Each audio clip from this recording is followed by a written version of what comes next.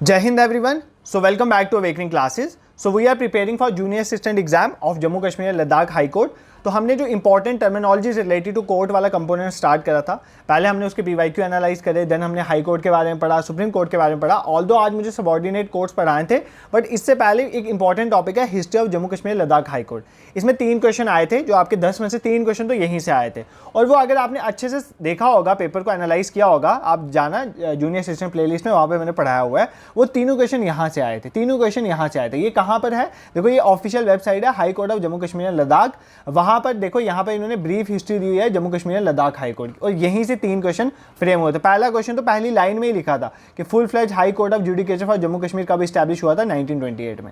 आप वो पीवाईक्यू देखो, उस वीडियो को देखो, आपको समझ आ जाएगा। पहला क्वेश्चन यहीं से फ्रेम हुआ था। तो इसी ऑफिशियल वेबसाइट को हम रेफरेंस लेके हिस्ट्री जम्मू कश्मीर और लद्दाख की हाई कोर्ट की कवर करेंगे। आपने जस्ट एक स्टोरी की तरह मेरे से कहानी सुननी है, अच्छे से आपको समझ आ जाएगा, ये मैं आपको एश्योरेंस देता हूँ। और इसके बाद हम क्या करेंगे, जो एमसीक्यूज लगाएंगे प्लस मॉक टेस्ट आप दोगे, एक फुल फ्लेज वे में ये टॉपिक आपको प्रिपेयर हो जाएगा। ठीक है।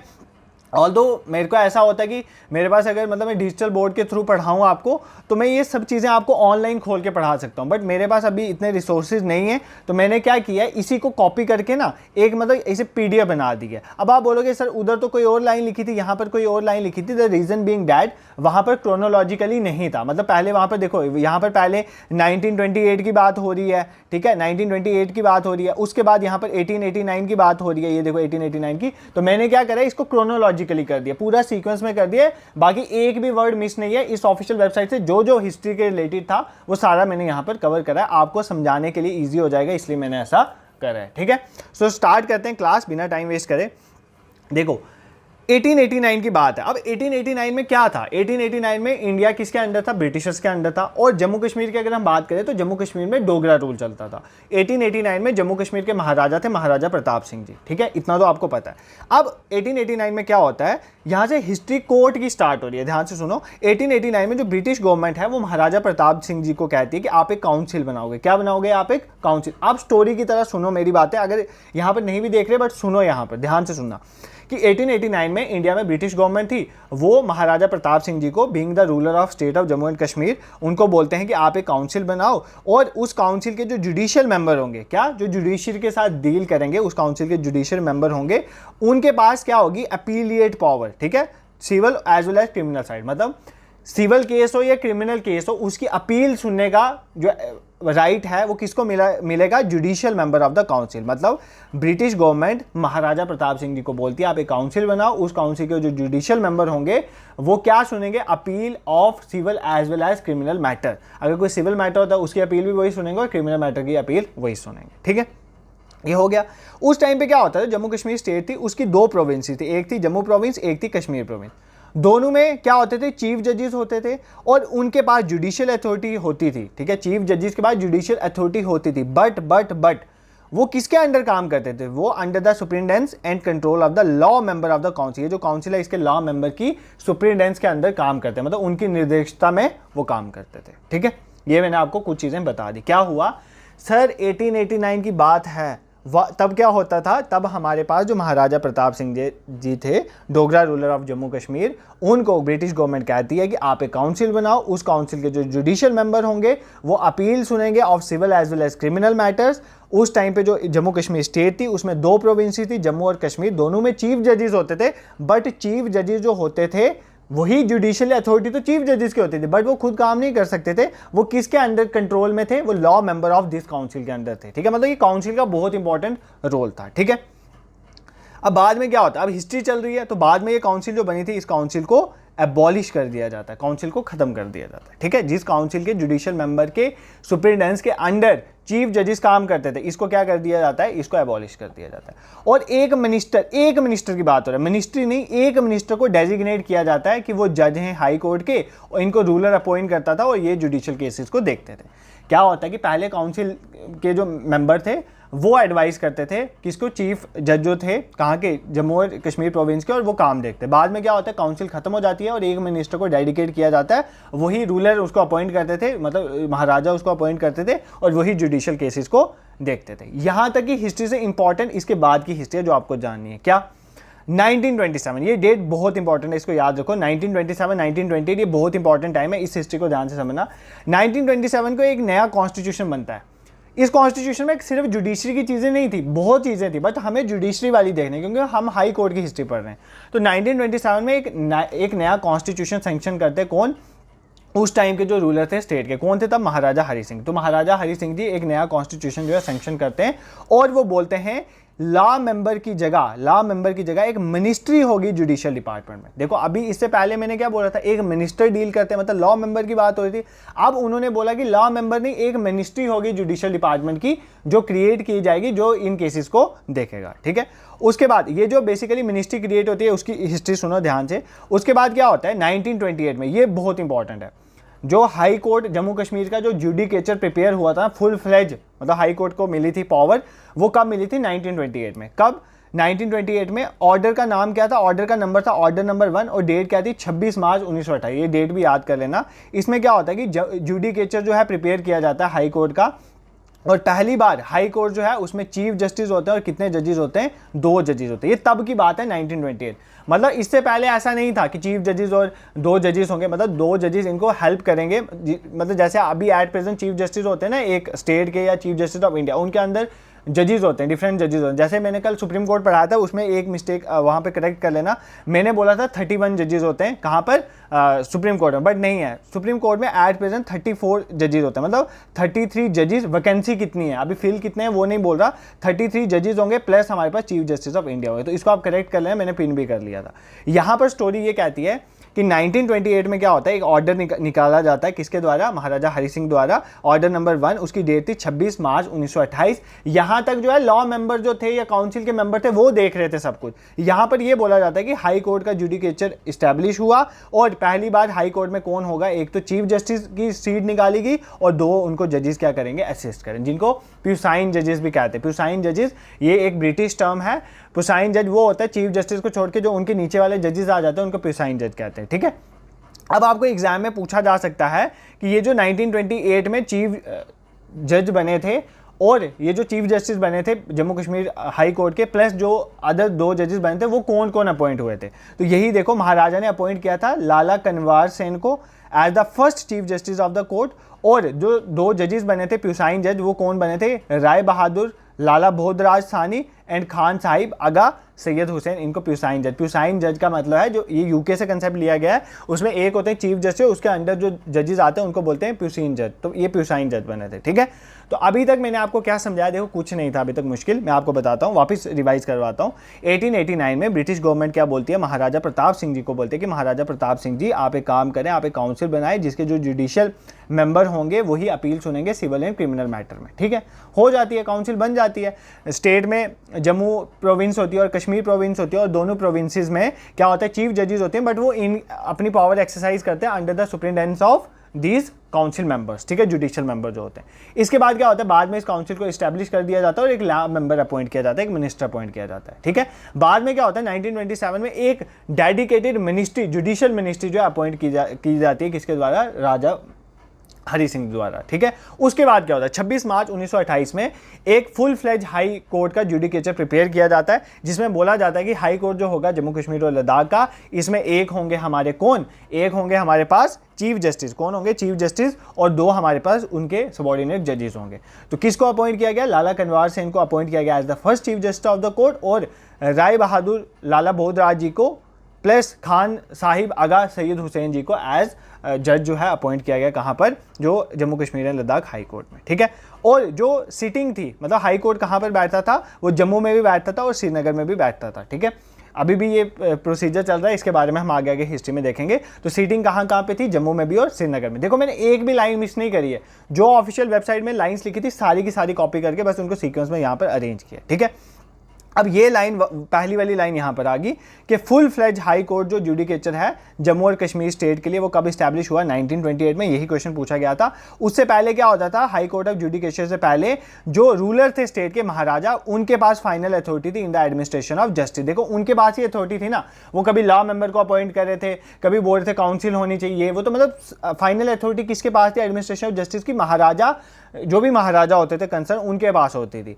इसके बाद जो है हाई कोर्ट का फुल फ्लेज जो जुडिकेचर बन गया ना कब 1928 में, ठीक है, उसके बाद जो है थोड़ी चीज़ें जो हैं वो चेंज हो गई। अपील की पावर होती थी महाराजा के पास, बाकी पावरें जो हैं ओवरऑल एडमिनिस्ट्रेशन ऑफ जस्टिस उनके पास इसके बाद नहीं रही थी। ये पॉइंट आपने याद रखना है, ठीक है, दिस इज क्लियर। मतलब ये डेट आपके लिए इंपॉर्टेंट है। देखो एक बार लास्ट में सारा रिवाइज करवा दूंगा, अभी ध्यान से सुनो। अब 1939 ये इंपॉर्टेंट और कंफ्यूजिंग चीज़ है, यहाँ से कंफ्यूजन, ये जब पहली बार मैंने पढ़ा ना तो मैं खुद कंफ्यूज हो गया।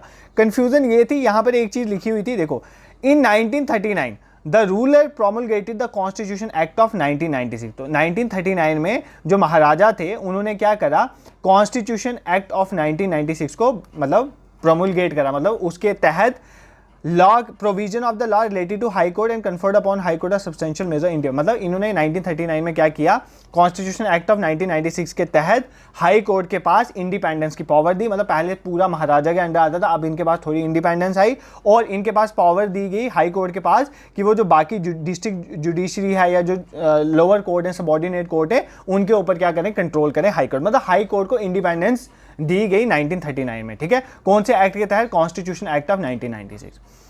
अब जब ये मैं पढ़ रहा था ना यार, मैं बहुत कंफ्यूज हुआ। कैसे कंफ्यूज हुआ, इधर बोला हुआ कॉन्स्टिट्यूशन एक्ट 1996 का, आया ये 1939 में। पहले तो मुझे समझ आया यार ये गलत लिखा हुआ है, मैंने सोचा ये 1896 होगा, ठीक है, क्योंकि एक्ट का नाम 1996 का एक्ट है, कॉन्स्टिट्यूशन एक्ट, और आया 1939 में, कैसे पॉसिबल है। फिर मैंने इस पर रिसर्च करी, ठीक है। देखो मैं ऐसे वो फुड़े तो नहीं मार सकता ना कि मुझे पहले ही पता था, नहीं, मैंने इस पर रिसर्च करी और मुझे ये पता चला कि बेसिकली जम्मू कश्मीर में पहले चलता था, ध्यान से सुनो, डोगरास के टाइम पे चलता था Vikram Samvat calendar.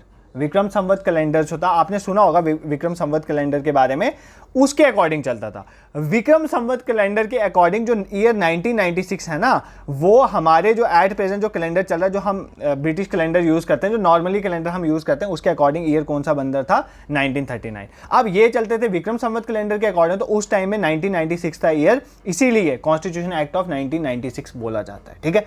I hope अब आपको कोई कंफ्यूजन नहीं है। देखो ना यार, डिफरेंट कैलेंडर हिंदुस्तान में चलते हैं, आपको पता है, साका एरा का कैलेंडर भी चलता है, विक्रम संवत कैलेंडर भी चलता है, ठीक है, विक्रमादित्य के नाम पे जो कैलेंडर बना था।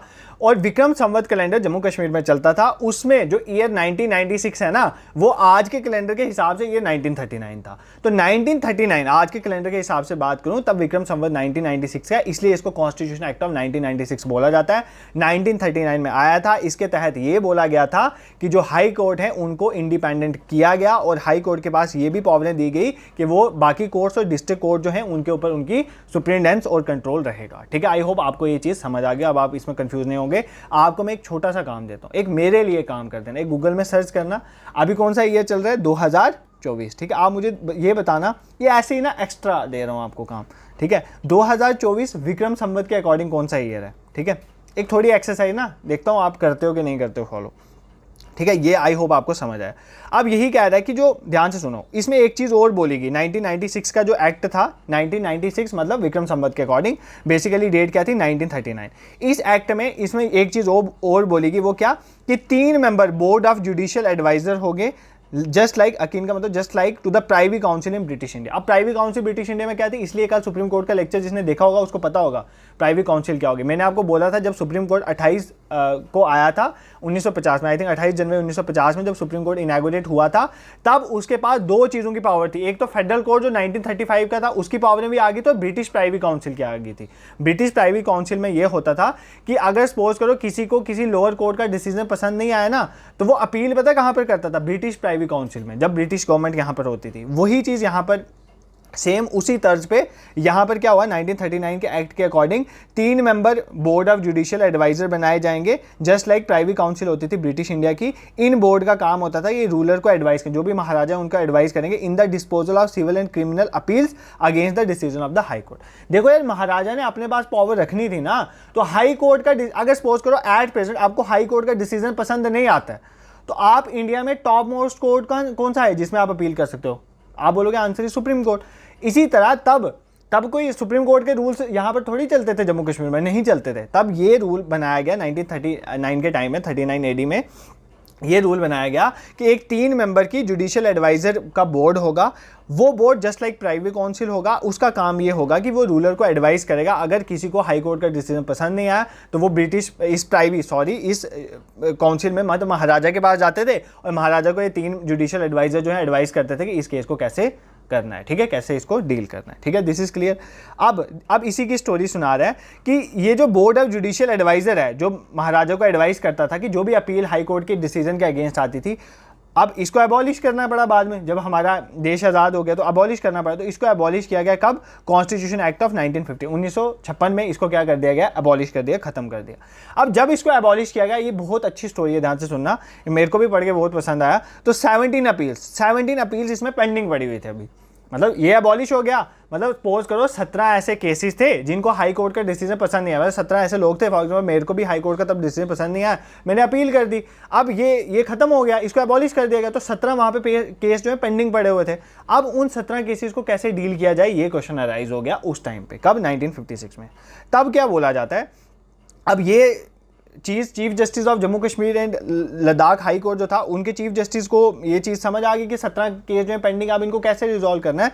तो वो रिक्वेस्ट करते हैं किसको? गवर्नमेंट ऑफ इंडिया को और चीफ जस्टिस ऑफ इंडिया को। तो government of India chief justice of India के साथ कंसल्ट करके क्या करती हैं? एक स्पेशल बेंच बनाती हैं। क्या बनाती हैं? एक स्पेशल बेंच बनाती हैं। उस स्पेशल बेंच में कौन थे? ध्यान से सुनना, इस बेंच में कौन कौन थे?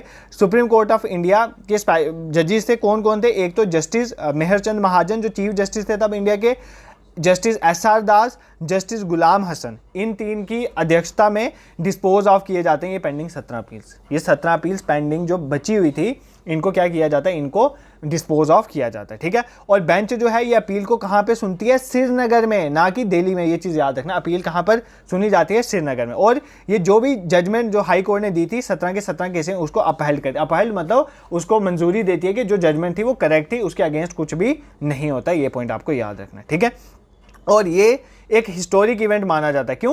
क्योंकि हिस्टोरिक इवेंट इसलिए माना जाता है कि सुप्रीम कोर्ट की बेंच जो है वो पहली बार, मतलब दिल्ली से, आपको पता है ना सीट कहाँ है सुप्रीम कोर्ट की? दिल्ली में। इसलिए पहले ही आपको सुप्रीम कोर्ट हाई कोर्ट मैंने पढ़ाया था, तो सीट कहाँ पर है? दिल्ली में है। तो दिल्ली से बाहर पहली बार जो है, एक बार जो है सीट बैठती है कहाँ की? सुप्रीम कोर्ट की। और आज तक this is the only incident, एक ही बार ऐसा इंसिडेंट हुआ है। ये चीज़ आपको याद रखनी है, ठीक है। ये फैक्ट आप याद कर लेना। देखो अभी मैं आपको ना इतना आपको थोड़ा सा रिवाइज करवा देता हूँ। यहाँ वाला, ये वाला 1939 वाला एक्ट यहाँ पे आपको रिवाइज करवा देता हूँ। यहाँ इससे ऊपर वाला आपको पता ही है। देखो मैंने आपको ये बोला 1939 में, 1939 में क्या होता है? एक कॉन्स्टिट्यूशन एक्ट ऑफ 1996 आता है। कॉन्स्टिट्यूशन एक्ट ऑफ 1996 इसलिए बोल जाता है विक्रम संवत कैलेंडर के अकॉर्डिंग, तब 1996 था। उसमें ये बोला जाता है कि हाई कोर्ट जो है उसको थोड़ी इंडिपेंडेंस दी जाएगी, वो डिस्ट्रिक्ट और जुडिशियल जो कोर्ट है डिस्ट्रिक्ट कोर्ट के, उनके ऊपर भी कंट्रोल रखेगा, ठीक है। इसमें एक और चीज़ बोली जाती है कि 3 मेंबर बोर्ड ऑफ एडवाइजर होंगे जो महाराजा को एडवाइस करेंगे अगेंस्ट द अपील, मतलब जो हाई कोर्ट के अगेंस्ट अपील है जब वो महाराजा के अगेंस्ट, महाराजा के पास आएगी तो उसमें एडवाइस करेंगे कौन? 3 मेंबर बोर्ड ऑफ एडवाइजर, ठीक है। इस एक्ट में ये बोला जाता है, ठीक है। अब 1956 में क्या होता है? इसको एबॉलिश कर दिया जाता है, कॉन्स्टिट्यूशन एक्ट ऑफ 1956 में। जब इसको खत्म किया जाता है तो 17 अपील्स पेंडिंग रहेगी वहां पर। अब इन 17 केसेस को तो डिस्पोज करना था ना, तो ये 17 केसेस जो हैं ये chief justice of Jammu Kashmir high court अब क्या करते हैं? गवर्नमेंट ऑफ इंडिया को बताते हैं। Government of India chief justice of India के साथ मिलकर 3 मेंबर की कमेटी बनाती है, जिसमें कौन कौन होते हैं? एक मेहरचंद महाजन, जस्टिस मेहरचंद महाजन होते हैं, चीफ जस्टिस ऑफ इंडिया होते हैं, जस्टिस एसआर दास और जस्टिस गुलाम हसन। ये इन 17 पेंडिंग केसेस को डिस्पोज ऑफ करते हैं। और जब ये डिस्पोज ऑफ करते हैं, कहाँ पर बेंच बैठती है? श्रीनगर में। और ये एक सोल इंस्टेंट है जहाँ पर एक बेंच सुप्रीम कोर्ट की आउटसाइड सुप्रीम कोर्ट प्रेसिडेंसी इन दिल्ली से बाहर जाके उन्होंने केस को यहाँ पर सॉल्व करा। और ये 17 के 17 जजमेंट को ये अपहेल्ड करते हैं, मतलब उनको एक्सेप्ट करते हैं कि ये जजमेंट ठीक है, ठीक है। ये एक हिस्टोरिक इवेंट था, इसके बारे में आपको पता होना चाहिए, ठीक है। अब धीरे धीरे और क्या होता है? उसके बाद क्या होता है? 1943 में देखो 10 सितंबर 1943, मतलब इसी महीने के बाद है, 10 सितंबर 1943 में लेटर्स पेटेंट दिया जाता है किसको? हाई कोर्ट में। हाई कोर्ट में लेटर्स पेटेंट दिया जाता है। अब लेटर्स पेटेंट क्या होता है? देखो फॉर एग्जांपल कोई भी सिविल केस है ना, ध्यान से सुनना, सिविल के कोई भी केस है उसमें क्या होता है कि आपने सिंगल बेंच में आप गए, पहले देखो आप गए सिंगल बेंच में, आपका केस सिंगल बेंच ने सुना, मतलब सिंगल जज ने सुना, ठीक है। अब क्या होता है कि आपको वो केस, मतलब आप उनकी जजमेंट से आप सेटिस्फाई नहीं हो, तो अब आप किस में जाते हो? डबल बेंच के पास जाते हो। किसके पास जाते हो? डबल बेंच के पास जाते हो, उधर अपील करते हो। यही जो प्रोसेस होता है ना, जब सिंगल बेंच की अपील के बाद आप किस में जाते हो, डबल बेंच के पास जाते हो, उसी को बोलते हैं लेटर पैटर्न। मतलब अब आप एक बेंच से 2 bench, double bench, triple bench ऐसे ऐसे मूव कर सकते हो, अपनी अपील कर सकते हो। ये चीज़ का हक जो है हाई कोर्ट में कब दिया गया था, 10 सितंबर 1943 में। इतना याद कर लो, लेटर पैटर्न कब दिया था, तब भी बहुत है यार, आपको जस्ट ये पता होना चाहिए। मैं आपको इसलिए इतनी इन्फॉर्मेशन साथ में बता रहा हूँ, चीज़ें समझा रहा हूँ, ताकि आप ये रटना भी तो है ना यार, तो ये रटने के लिए इसकी समझ भी तो होनी चाहिए है क्या बेसिकली। अब आप ये रट लेना, ये तो रट ही लेना पूरी हिस्ट्री, इसमें कुछ भी मत छोड़ना, क्योंकि इसमें कुछ भी क्वेश्चन आपको आ सकता है, ठीक है। अब 1943 तक हम पहुंच गए। अब 1954 में क्या होता है, ध्यान से, 1954 में क्या होता है, कॉन्स्टिट्यूशन एप्लीकेशन ऑर्डर निकलता है 1954 का। उसमें क्या होता है, jurisdiction of supreme court was extended to state of J&K। इससे पहले सुप्रीम कोर्ट की ज्यूरिस्डिक्शन जम्मू कश्मीर में नहीं थी, महाराजा पहले देखते थे ना, अपील भी उनके पास थी। तो इस 1954 के ऑर्डर के तहत ही जो सुप्रीम कोर्ट की ज्यूरिस्डिक्शन है वो high court of Jammu Kashmir तक पहुंची। Otherwise Jammu Kashmir high court supreme court के अंदर नहीं आता था तब, ठीक है, ये चीज़ याद रखना। और उसके बाद आपको पता है आर्टिकल 32 के तहत क्या होता है कि हाई कोर्ट जो है वो रिट्स इशू करता है अगर कोई फंडामेंटल राइट्स, हाई कोर्ट नहीं sorry supreme court, high court article 226 के तहत करता है, तो आर्टिकल 32 के तहत सुप्रीम कोर्ट रिट इशू करता है अगर आपके कोई फंडामेंटल राइट छीन लेता है। ये पढ़ना, वहाँ पर मैंने पढ़ाया हुआ सुप्रीम कोर्ट वाली वीडियो में। तो बेसिकली अंडर आर्टिकल 32(2)(a) के तहत कॉन्स्टिट्यूशन ऑफ इंडिया के स्टेट हाई कोर्ट जो था उसको पहली बार ये पावर दी गई कि वो भी रिट इशू कर सकता है for the enforcement of fundamental right so far as they are applicable to state of Jammu and Kashmir, ठीक है। तो रिट इशू करने की पावर जो है जम्मू कश्मीर लद्दाख हाई कोर्ट को भी दी गई आर्टिकल 32(2)(a) के तहत of the constitution of India, ठीक है। ये चीज़ आपने याद रखना, ये भी इसी टाइम की बात है। अब 1954 का तो देख लिया। अब 1957 में क्या होता है, Jammu and Kashmir constitution act में एक इंडिपेंडेंट जुडिशियल बॉडी बनाई जाती है। क्या बनाई जाती है, इंडिपेंडेंट जुडिशियल बॉडी बनाई जाती है with high court of judicature eight top was created. मतलब अब बिल्कुल इंडिपेंडेंट हाई कोर्ट है जुडिकेचर का, ध्यान से सुना, अब बिल्कुल इंडिपेंडेंट है ये high court of judicature, top में। मतलब हमारी जम्मू कश्मीर में सबसे उच्च न्यायालय, जम्मू कश्मीर की बात कर रहा हूँ, वो उच्च न्यायालय कौन हो गया, हाई कोर्ट जो है वो प्रिपेयर हो गया 1957 में। उससे पहले जो है महाराजा होते थे और ये चीज़ें हमने देख ली, बट 1957 में इंडिपेंडेंट जुडिशियल बॉडी बन गई हाई कोर्ट के जुडिकेचर में। ये पॉइंट आपको याद रखना। एट प्रेजेंट जैसे भारत का उच्च न्यायालय सुप्रीम कोर्ट है ना, हर स्टेट का अपना है, ठीक है, कुछ 2 स्टेट का एक भी है, जैसे पंजाब एंड हरियाणा का, इसी तरह से इंडिपेंडेंट जुडिकेचर इसको प्रोवाइड किया गया, ठीक है। और इसके मुताबिक मैं बात कर रहा हूँ, इसके मुताबिक हाई कोर्ट में एट प्रेजेंट कितनी सैंक्शन स्ट्रेंथ है जजेस की, 17 जजेस की स्ट्रेंथ है, और जिसमें से 13 परमानेंट जजेस हैं और 4 एडिशनल जजेस। ये फैक्ट आप बिल्कुल याद करना, ये भूलने वाली चीज़ नहीं है, एग्जाम में पूछा जा सकता है, ठीक है। और ये भी आपको याद रखना, देखो मई से लेकर अक्टूबर तक, मतलब मई से लेकर अक्टूबर तक गर्मियों के समय में जो चीफ जस्टिस हैं, ध्यान से सुनना, चीफ जस्टिस और एडमिनिस्ट्रेटिव विंग, पूरा नहीं कोर्ट नहीं, चीफ जस्टिस और एडमिनिस्ट्रेटिव विंग जो है हाई कोर्ट की, वो कहाँ पर शिफ्ट हो जाती है, श्रीनगर, और वहाँ पर चलता है। और नवंबर से लेकर एंडिंग अप्रैल तक हेडक्वार्टर कहाँ पर होता है, मतलब हाई कोर्ट कहाँ पर होता है, जम्मू में होता है, ठीक है। हाउएवर कोर्ट की जो सेक्शंस हैं जम्मू और श्रीनगर विंग्स की, वो दोनों फंक्शन करती हैं थ्रू आउट द ईयर। मतलब ये नहीं है कि कोर्ट सेक्शन बंद हो जाती हैं, कोर्ट की जो सेक्शन है वो खुली रहती हैं, वो मूव नहीं करती हैं, जस्ट चीफ जस्टिस जो है एडमिनिस्ट्रेटिव विंग जो है वही मूव करती है। मई से लेकर एंडिंग अक्टूबर तक कहाँ पर रहते हैं, वो श्रीनगर में, मतलब गर्मियों के समय में, और जब सर्दियाँ आती हैं तो श्रीनगर में कोल्ड क्लाइमेट है, उसकी वजह से वो कहाँ पर शिफ्ट करती हैं, जम्मू में शिफ्ट करती हैं। ये पॉइंट आपको याद रखना है, ठीक है, दिस इज क्लियर। तो यही था हमारा Jammu Kashmir and Ladakh high court की जो history according to this book. According to this book कहने का मतलब according to the website of Jammu Kashmir Ladakh high court, यहाँ से सबसे ज़्यादा चांसेस है पूछे जाने के। इसके बाद जो है बाकी और क्या होंगे वगैरह वो मैं एमसीक्यूज़ के साथ साथ आपको रिवाइज करवा दूंगा, वो आपको पता है जब मैं पढ़ाऊंगा तो करवा दूंगा, प्लस मॉक वॉक में डाल दूंगा, आप टेंशन मत लेना, आप इस टॉपिक को अच्छे से साथ साथ कवर कर लो। एक बार जल्दी में इसको रिवाइज कर लेते हैं जो मैंने सुनाया, क्योंकि हिस्ट्री है, भूलने की प्रोबेबिलिटी है, तो साथ साथ रिवाइज कर लेते हैं, ठीक है। देखो सबसे पहले अब तेते सुनो, कहानी सुनो, बस कहानी सुनो, मैं कहानी सुनाऊंगा, आपने कहानी सुननी है, देखना नहीं है कुछ, मेरे वर्ड सुनो जस्ट। 1889 में ब्रिटिश गवर्नमेंट जब थी इंडिया में, वो रूलर जो तब के थे राजा प्रताप सिंह जी, उनको बोलती है कि आप एक काउंसिल बनाओ, और काउंसिल के जो जुडिशियल मेंबर होंगे वो सारी अपील सुनेंगे सिविल और क्रिमिनल मैटर में, ठीक है। और तब स्टेट के 2 प्रोविंसेस होती है, जम्मू और कश्मीर, उसमें चीफ जजेस होते हैं, बट चीफ जजेस जो हैं वो किसके कंट्रोल के अंदर होते थे, इसी काउंसिल के लॉ मेंबर के कंट्रोल के, ठीक है। बाद में इस काउंसिल को खत्म कर दिया जाता है, और ध्यान से सुनो, एक मिनिस्टर को डेजिग्नेट किया जाता है एज द जज ऑफ द हाई कोर्ट, ठीक है। उसको रूलर अपॉइंट करते हैं, जो भी राजा थे वो अपॉइंट करते हैं, और वो जुडिशियल केसेस को डिसाइड करता था, ठीक है। उसके बाद 1927, यहाँ से स्टोरी मेन बिगन होती है। 1927 में क्या होता है, एक नया कॉन्स्टिट्यूशन जो है तब महाराजा हरि सिंह लाते हैं, और लॉ मेंबर की जगह एक मिनिस्ट्री ही पूरी की पूरी दे देते हैं, किसके अंदर, जुडिशियल डिपार्टमेंट के अंदर उसको क्रिएट किया जाता है। बट 1928 में ऑर्डर नंबर 1 जो है 26 मार्च 1928 में निकलता है, जिसमें हाई कोर्ट का जो जुडिकेचर है वो इस्टेब्लिश किया जाता है और पहली बार जो है हाई कोर्ट में एक चीफ जस्टिस होते हैं और 2 जजेस बनते हैं, ठीक है। और ये जो चीफ जस्टिस अपॉइंट होते हैं वो कौन होते हैं, लाला कनवार सिंह। कौन करते हैं इनको अपॉइंट, महाराजा, ठीक है, अपॉइंट करते हैं। और इसके साथ जो अदर 2 जजेस थे वो कौन थे, राय बहादुर, लाला बोधराज सानी एंड खान साहिब आगा सैयद हुसैन जो है प्यूसाइन जज एज एन अपॉइंट हो जाते हैं। ये पॉइंट आपको पता होना चाहिए, ठीक है। और इसकी जो प्लेस ऑफ सिटिंग थी हाई कोर्ट की, जम्मू भी थी और श्रीनगर भी थी। 1928 में फुल फ्लेज जो है हाई कोर्ट का जुडिकेचर प्रिपेयर हो जाता है। इससे पहले जो है सारी फाइनल अथॉरिटी किसके हाथ में थी, महाराजा के हाथ में थी, ये आपको पता होना चाहिए। अब 1939 में बहुत काम होता है। 1939 में कॉन्स्टिट्यूशन एक्ट ऑफ 1996 आता है। कॉन्स्टिट्यूशन एक्ट ऑफ 1990 इसलिए क्योंकि विक्रम संवत कैलेंडर के अकॉर्डिंग, ठीक है। उसमें ये बोला जाता है कि हाई कोर्ट को मतलब इंडिपेंडेंस थोड़ी दी जाती है, प्लस उसको कंट्रोल दिया जाता है हाई कोर्ट को ओवर डिस्ट्रिक्ट जुडिशरी, ठीक है। और 1939 में एक और चीज़ होती है कि एक 3 member board of judicial adviser बनाए जाते हैं, just like British private council, मतलब अपील सुनने के लिए। फॉर एग्जांपल जैसे ब्रिटिशर्स इंडिया में तब पता क्या होता है, अगर फॉर एग्जांपल फेडरल कोर्ट का डिसीजन पसंद नहीं है तो आप ब्रिटिश प्राइवेट काउंसिल में जा सकते हो, जहां पर तब जो गवर्नर होते थे तो वो डिसीजन लेते थे। उसी तरह से 3 मेंबर की बोर्ड ऑफ जुडिशियल एडवाइजर बनाए जाते थे, जो राजा को मतलब क्या करते हैं, एडवाइस करते थे जब उनके पास कोई केस आता था, जिन लोगों को या जिन केसेस में हाई कोर्ट का डिसीजन पसंद नहीं आता था तो उसके अगेंस्ट जो अपील है वहां पर की जाती थी, ठीक है।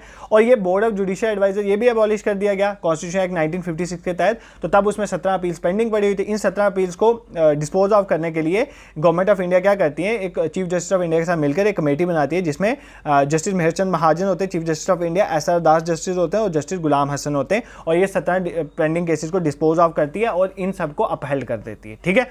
उसके बाद क्या होता है, ये पहली बार ऐसा हुआ था, इस सुप्रीम कोर्ट की बेंच दिल्ली से बाहर श्रीनगर में बैठी थी और ये एक सोल इंसिडेंस है ऐसा। 1943 में 10 सितंबर 1943 में लेटर पेटेंट जो है वो दिया जाता है हाई कोर्ट में, ये भी एक इंपॉर्टेंट चीज़ है।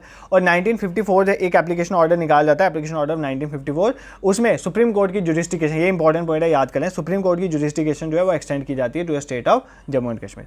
उसके बाद आर्टिकल 32(2)(a) के तहत इसी टाइम पे क्या होता है कि स्टेट हाई कोर्ट जो था उसको पहली बार ये पावर दी जाती है कि वो भी रिट इशू कर सकती है अगेंस्ट द फंडामेंटल, अगर किसी के फंडामेंटल राइट्स छीने जा रहे हैं तो उसके अगेंस्ट रिट इशू कर सकती है। फिर 1957 में क्या होता है, जम्मू कश्मीर के जो कॉन्स्टिट्यूशन एक्ट है उसमें एक इंडिपेंडेंट जुडिशियल बॉडी है, हाई कोर्ट का जुडिकेचर प्रिपेयर है और सबसे ऊपर वही है, ये क्रिएट किया जाए, मतलब हाई कोर्ट को इंडिपेंडेंट किया जाता है और टॉप में रखा जाता है स्टेट में, ये पॉइंट आपको याद रखनी है।